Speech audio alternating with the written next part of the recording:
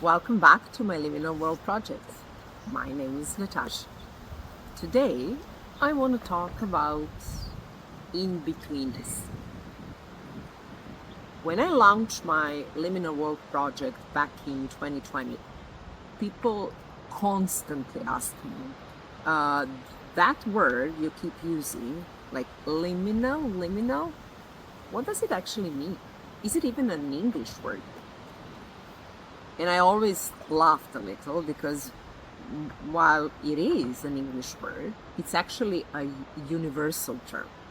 So since we are starting a brand new conversation within Liminal World project, I want to clarify what liminality actually is and why it is the secret key to understanding your life right now.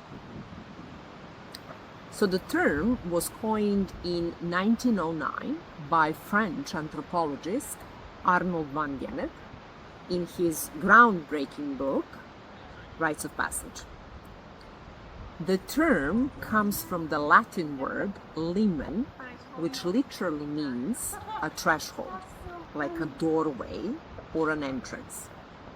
And now you may ask, a doorway to where? Like a threshold to where? So let's talk about that. Van Gennep studied cultures across the globe. What he noticed was that traditional societies did not view life as one continuous blurry line. Instead, they understood life as a chain of distinct and structured stages. For a member of community to move from one stage to the next, let's say from being single to getting married or from youth to adulthood, one had to step through the doorway. And these doorways were known as rites of passage. They were designed to help individuals change their status and re-enter community with a new role, new identity, and new responsibilities. Van Gennep also discovered that each rite of passage has three distinct stages: separation, transition, integration. So let's break them a bit. Separation is the phase that starts with like a triggering moment, triggering event. Something happens or you reach certain age and suddenly you are detached from your old life or your old routines. Think about pregnancy. In traditional societies, the pregnancy would remove women physically and socially from their community, and she would be shifted into the new path. So separation. Now we have transition. This is actually a liminal space. So when we say liminality and transition, we are actually using the synonyms. Here, a person is actually spending time inside the doorway. So you are not the one you used to be, but you are still not yet the one you are becoming. So Van Gennep noticed that traditional societies associated this space or stage with a lot of invisibility, like with the lack of visibility, with the lack of power, with the lack of control, and with uncertainty, like instability. But he also said that this was actually understood as a sacred waiting room. So this is the moment in time when you would be using time behind the scene to prepare for the path ahead. So very important stage. Finally, we have integration. In this moment, the person is stepping out of the doorway and entering community. For example, a new mother. She and a baby would now enter community where she would be taking a completely new role within community, right? Today, we might not live in this type of traditional or tribal societies, But modern life is still filled, packed with invisible thresholds. Think about, like, for example, when you or your child is starting a new school, when you change career, when you get married, when you become parent, when you buy your first home, right? You're actually crossing some threshold. You are opening yourself up to becoming a completely new person. And if we are honest, the birth of that new version of yourself is always a mixed bag. So liminality is full of joy. There is some novelty. There is a lot of, it's adventurous, it's exciting, right?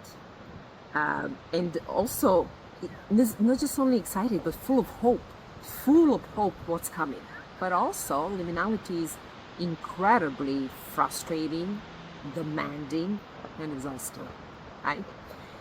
We don't have anymore those formal tribal rituals to rely on. And that's the reason why we heavily rely on family, friends, or institutions to help us with the shift. This in-between, unstable stage is usually tied or associated with first life experiences, right? And more often than not with youth. I recently studied at the university in Victoria, where I sat in classes with students who were way younger than me. So I listened to them talking about difficulties they faced now when they're on campus, right? Most of them came to Victoria from somewhere else. So they separated themselves from their families and their places of birth. And now they lived on campus, they had to rent places by themselves or with the help of their friends. They had to make new friends, they had to enter new communities, they had to find communities where they felt belong. So alongside those very demanding academic studies which were stretching their minds, they had to transition into adulthood, which means they had to make a dozen new decisions within each semester. And not just to make them, they had to follow through. So no wonder they felt overwhelmed. And it was hard, right? As I said, Natasha, it's hard to deal with all those things at once. But I want to be honest today and say that liminality does not end when you grow up, right? I had been a student myself, and I'm very familiar with the process of change. But when I entered this academic program, I was also pushed into a very intense transition. I had never studied in English. Like, when I say studied in English, I mean I had a subject, like it was a course for me, but I had never written academic papers in English. I had never used digital platforms to collaborate with other students or to submit my assignments. Back in the days when I studied literature in university in Belgrade, I had to choose a program, and everything else was, all the courses were already set for me. But now I had to navigate a complex system of so-called elective courses. It's like I had to know which one I want to take. Is that one on a list? If it's not a list, I had to contact departments. If they say yes, then I need approval from my advisor. So there was a lot of things that I had to know. And also, back in the days, I faced or I dealt with administration face to face. Now, like everything was locked behind the screen. The hardest part for me within this transition was that I felt, more often than not, I felt pretty lonely, pretty isolated. Like the things that I was learning, I couldn't share with my coworkers or friends because my generation grew up with a different mindset, right? they learn some other history or sociology. So a lot of concepts that I was grasping were unknown to them.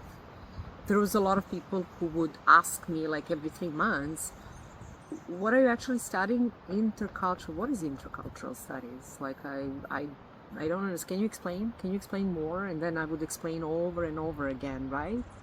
I was learning a lot of new things, but I'm not from yesterday. I'm not a new student. I'm not embracing them without questioning them, without maybe even relearning what I know, or now I had to process information in a different way, which was tiring, right? I had to process. I had to find a way to push back in order to integrate new knowledge in what I think is true, right? What I think aligns with my rich life experience and already my knowledge, right? So in many times, like during these last 2 years, I didn't feel that I fit in on campus because I'm not young. As I say, I'm not a blank space, but also I'm an adult.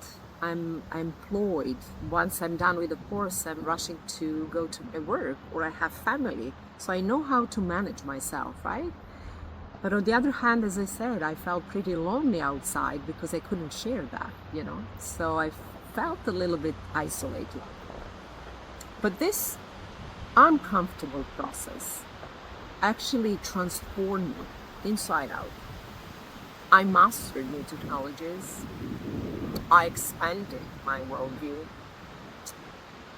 Forcing myself through that steep learning curve made me deeply reflect on my professional life. And after hitting some unexpected and painful obstacles, I made a radical choice. I'm going to become an entrepreneur. And here we are. I've created a program which I imagined or envisioned as a teaching series, right? Teaching course. So as you can see, liminality is undeniably hard. This moment or space will shake your very foundation. But it is also very potent. This is the only place where human growth happens. And if you remember what I said in my intro video, you start this journey by learning how to survive. But you end it, hopefully, by mastering all those skills you didn't know. That's all I have for you today. Now I want to hear from you. Are you currently on some threshold? Or if you are in a liminal space, if you're experiencing liminality, how are you surviving it? So let's talk about that in the comments below.